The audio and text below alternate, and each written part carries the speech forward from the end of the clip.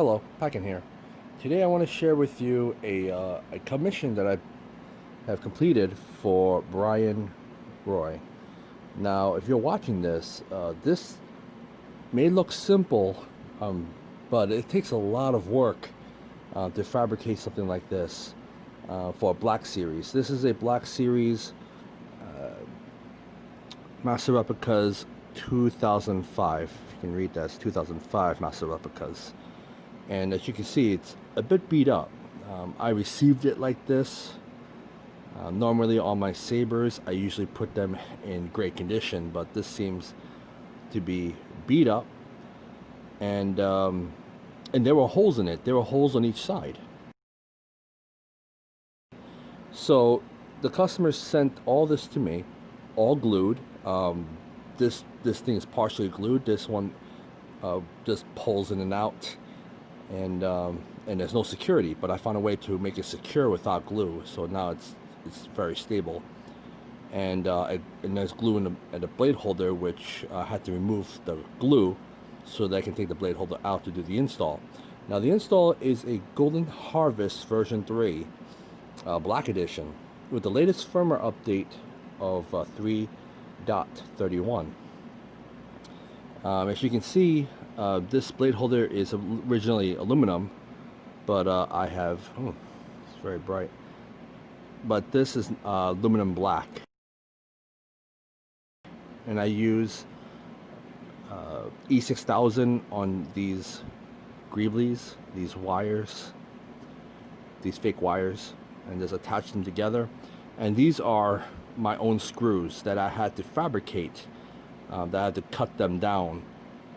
I was lucky enough to have screws lying around. I believe this is a M3, and I have to cut them down to measure accordingly so that it blocks the blade holder from coming in and out. Another security from the blade holder is that this little control box, there's a screw underneath that control box. There's a hole inside, so I'm able to put a modified screw that I had to cut but in length, and then drill it. Well, I'd use the drill to hold the screw, and use a Dremel to cut the length, and then use a sander to bevel the screw so that it doesn't have sharp corners when I put it into the threading, and I don't want any damage on the threading.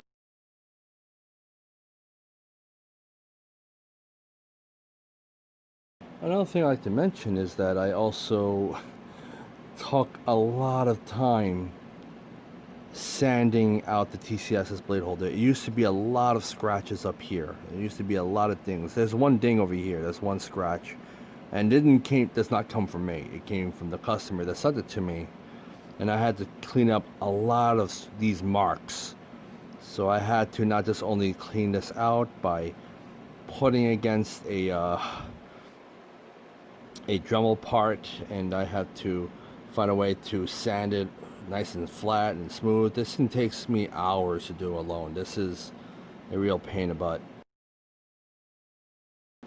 And I also use a tool from Home Depot to sand this out to make this easier for the blade to slide in. It's no problem for this TCSS connector, as it slides in perfectly. And not just that, I also add this connector with a special detachable connector. It's one of those black connectors where you can disconnect. So it's those connectors that are compatible for the Neopixel, that's able to detach the original connector. If anything happens to the connector, I can detach that and then use a replacement connector, use a replacement TCSS, or you can use a stock, and you make it with a 3-wire with the 22 gauge wires, and you can still mount it that way with the positive, negative, and data line to get that LEDs if you like to upgrade. So now you have the flexibility from that adapter that I created.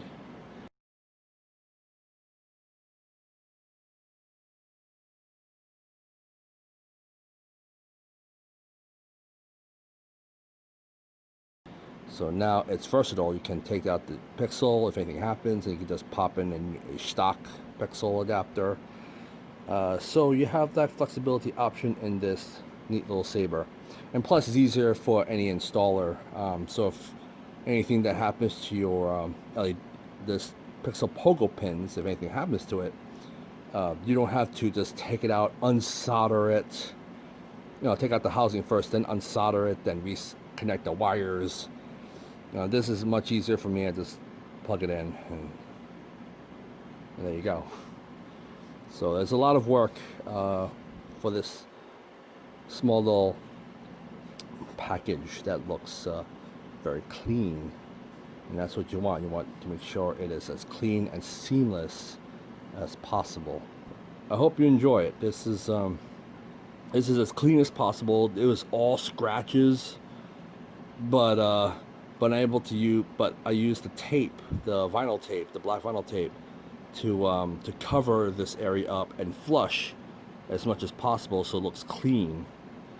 And it's also hiding the tactile screw that I had to cut this. I had to file it by hand. I had to buy these Julie files that I had to file it to a point where I make the hole to a square, and then able to mount the tactiles perfectly so it doesn't slide around, so it stays in one place. It stays in the plastic portion of the clamp.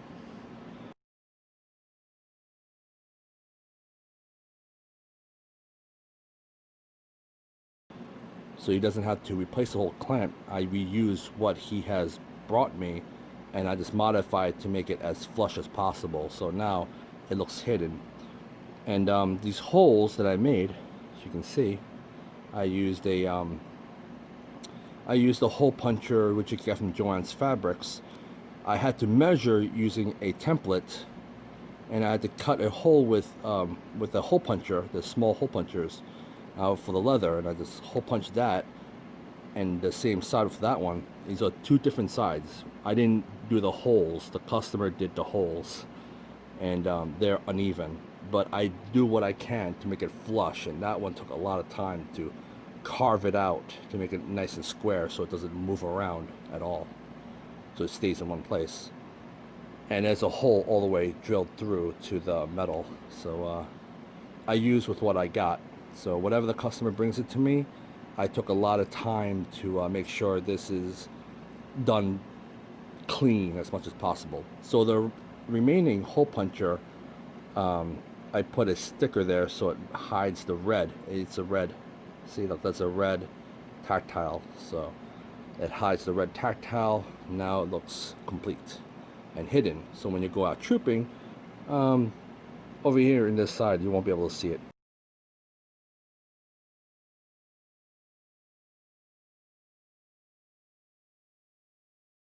Let me just show you my work. This is a 36. This is an interesting speaker. This is a 36 millimeter speaker. I did not get the speaker. The customer wanted me to use the speaker, so I used with what I got.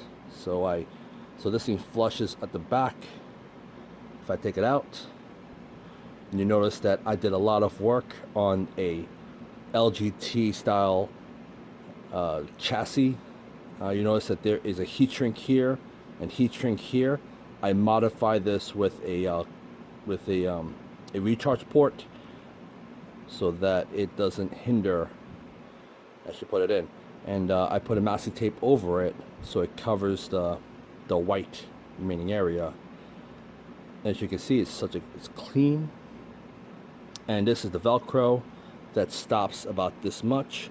And you can still take out the battery. You can still be able to pull out the battery with your hand. This is a new Golden Harvest version 3 black edition, black and gold. Now I put a small strip of heat shrink. Notice that I didn't put the heat shrink all the way over there because there are resistors on the back side of it. So resistors nearby this area, I have to make sure I don't want to overheat the resistors. So that's why I avoided that and just use a little bit of heat shrink so that holds the wires together. And notice all that work, all the wiring work, how I have it spiraled.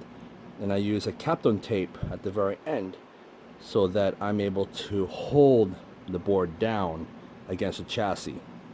And the chassis has a double-sided tape, but you want more security.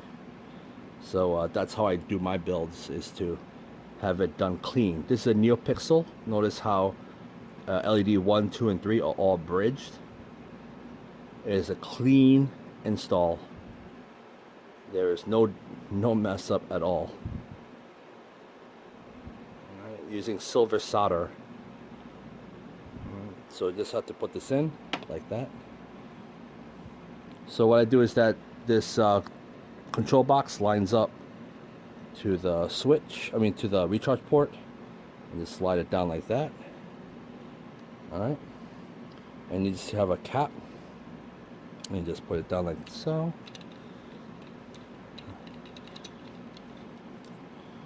Alright, be careful. Now it's a slippery, but speaker is perfectly okay. Alright, so let's turn this on. This is the main switch. This is the auxiliary switch.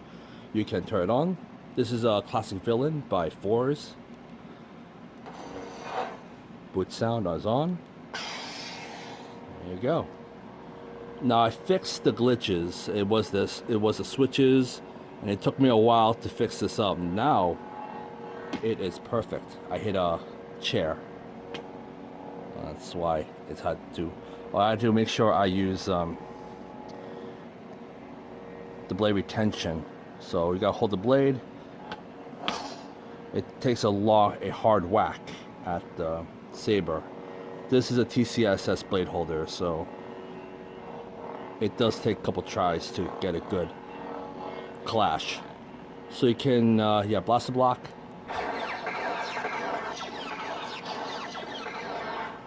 Okay. Now, because this is a new firmware, you can also check the battery level by holding the power and stab. So you gotta hold power and stab at the same time. Checking power level. 100% left. 100% left. So this is Frederik's new firmware update. So this battery indicator. You also notice that you don't have to press power to turn it on. You just have to stab like this. There you go. Pretty cool. So you can go out trooping without having to touch the buttons.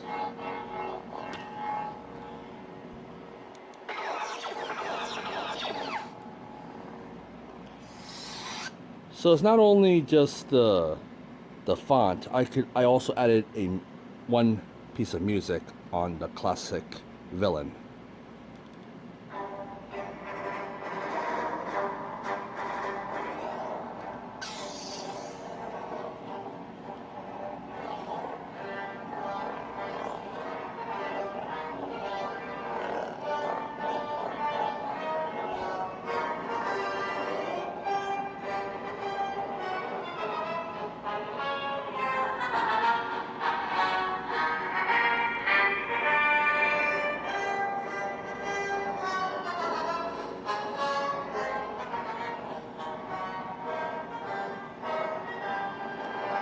Turn it off, double tap, and you just have to click once on the aux, this auxiliary switch, to cycle fonts. Daddy issues. You have this little flickering. I can also make it where I can have different effects. Like that.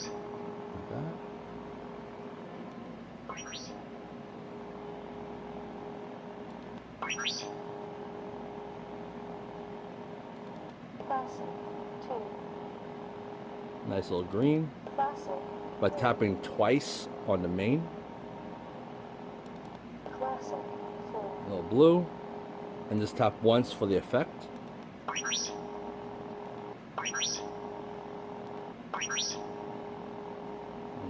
Okay. So this is just the effects. And there's different effects. Like this one is under default. So there's different options you could put in the folders. You have basic, default, and extreme. I don't know, maybe extreme, but there is something that's better on the effects. But it is up to you for you to swap folders. If you don't know how to do it, I'll be able to show you how. This is the unstable effect.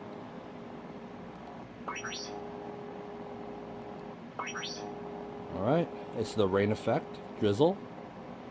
Look at that drizzle effect.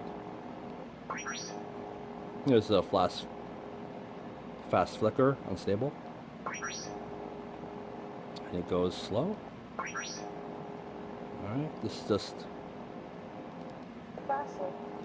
green,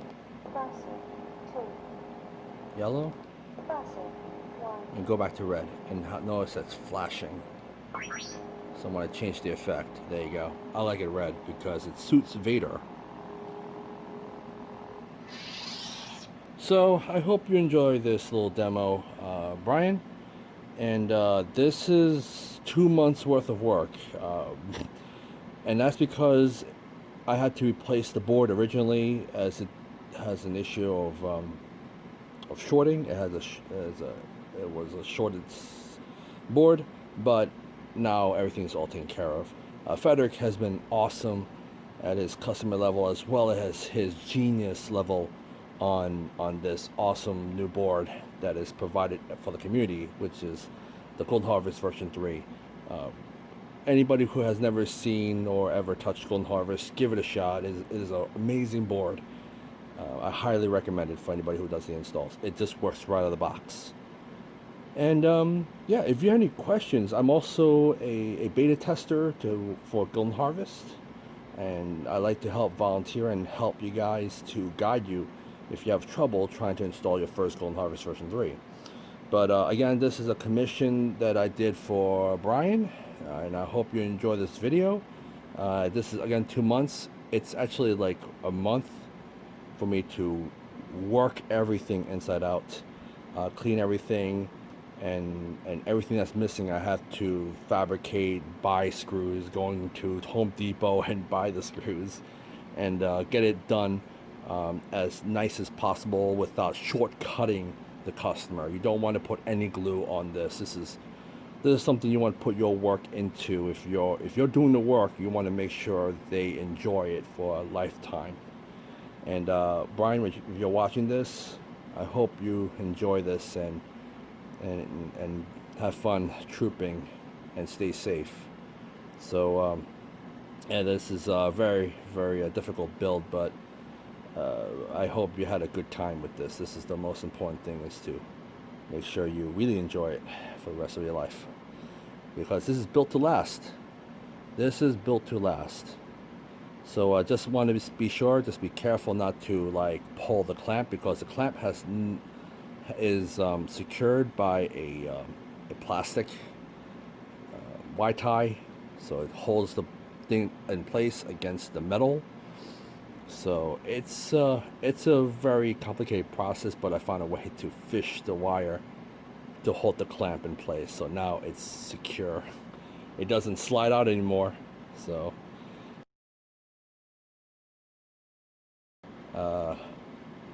yeah, I made this this whole thing that's worn to something that looks good. So this was used to be silver, and now it's black, so now it looks a little bit more accurate. Okay. Anyways, this video is going too long. This is Packin signing off, and thank you for watching. Peace.